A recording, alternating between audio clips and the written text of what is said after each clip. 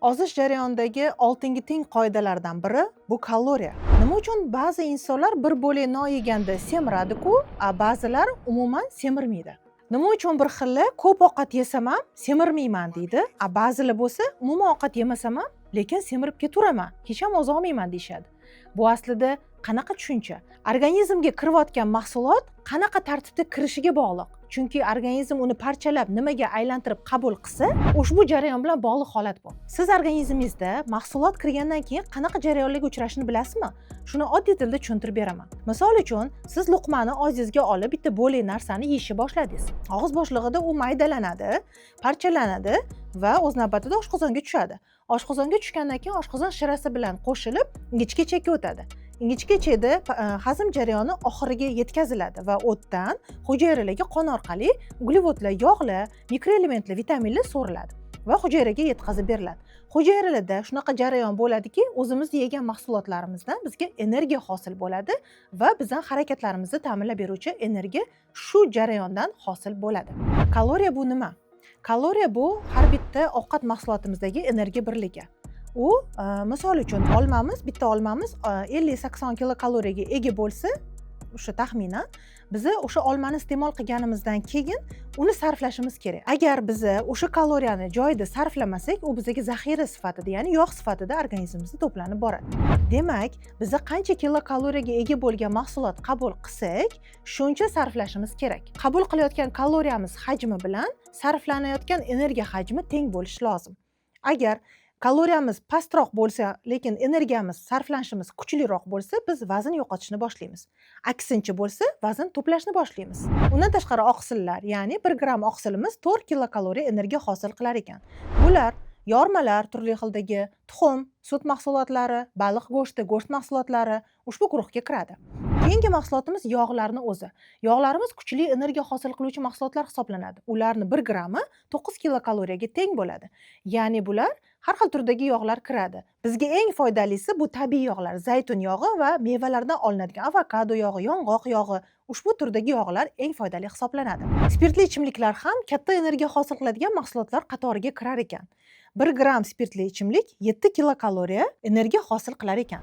Qaysi ovqatlar foydali, qaysilari esa zararli? Keling shunga to'xtalib o'tamiz. Bizga eng foydali bo'lgan ovqat mahsulotlari bular mevalar, sabzavotlar, oqsillar, dukkakli o'simliklar va undan tashqari tabiiy yog'larni foydali mahsulotlar sirasiga kirgizishimiz mumkin. Endi zararli mahsulotlarga to'xtalib o'tadigan bo'lsak, fast foodlar, juda qattiq qovurilgan taomlar, qayta ishlangan taomlar va undan tashqari yuqori kaloriyaga ega bo'lgan ichimliklarimizni misol qilishimiz mumkin.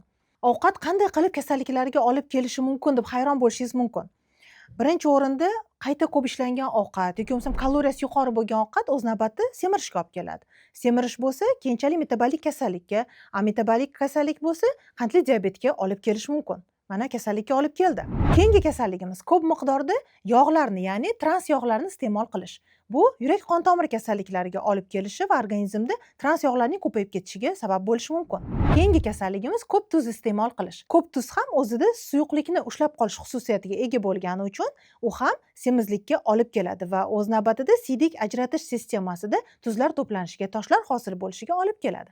Kuchli ovqat, yog'li ovqat va kam harakatlilik esa jigarda yog' to'planishiga va jigar kasalliklariga olib keladi. Qanday qilib ovqatni do'stga aylantirish mumkin? Uni avvalambor to'g'ri iste'mol qilish kerak. Har bitta ovqatimizdan oldin 1 stakan suv iching. Undan so'ng har bitta ovqat mahsulotini katta qoshiqda emas, harakat qiling kichikroq qoshiqda iste'mol qilishga. Yoki uzib chaynaladigan mahsulotlarni kichikroq chaynab uzib oling va uzoqroq muddat chaynashingiz kerak.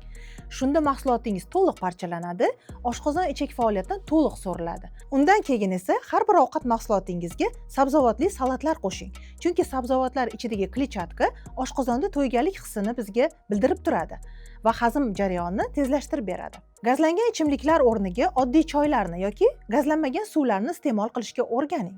Pishirish usulingizni o'zgartirib turing. Doim qattiq qovurilgan ovqatlardan qoching. Dudlangan, parda pishirilgan yoki dimlab pishirilgan ovqatlarni ratsioningizga qo'shib boring. To'g'ri ovqatlanishga o'tayotgan paytingizda ovqatlanish tartibingizni albatta yozib boring. Chunki bu o'zingizni nazorat qilishingizga yordam beradi. Undan tashqari, har bir ovqatdan so'ng harakatni qo'shing. Harakat bu ovqatlanish mahsulotimizni parchalanishiga yordam beradi. Shuning uchun harakatda biz energiya sarflaymiz. Yegan ovqatimizni kaloriyasini parchalab, uni nolga aylantiramiz. Ovqat bu tanangizni yoqilg'isi. Uni yoqilg'isiz qoldira olmaymiz. Faqatgina uni sifatli yoqilg'i bilan ta'minlab berishimiz kerak. Misol uchun, mashinangizga agar sifatli yoqilg'i quyadigan bo'lsangiz, u sizga ancha xizmat qiladi. Agar unga sifatsiz yoqilg'i quyadigan bo'lsangiz, tezda ishdan chiqadi. Organizm ham xuddi shunday. Agar siz uni yaxshi yoqilg'i bilan, sifatli ovqat bilan ta'minlab tursangiz, sizga uzoq muddat kasal bo'lmasdan xizmat qiladi.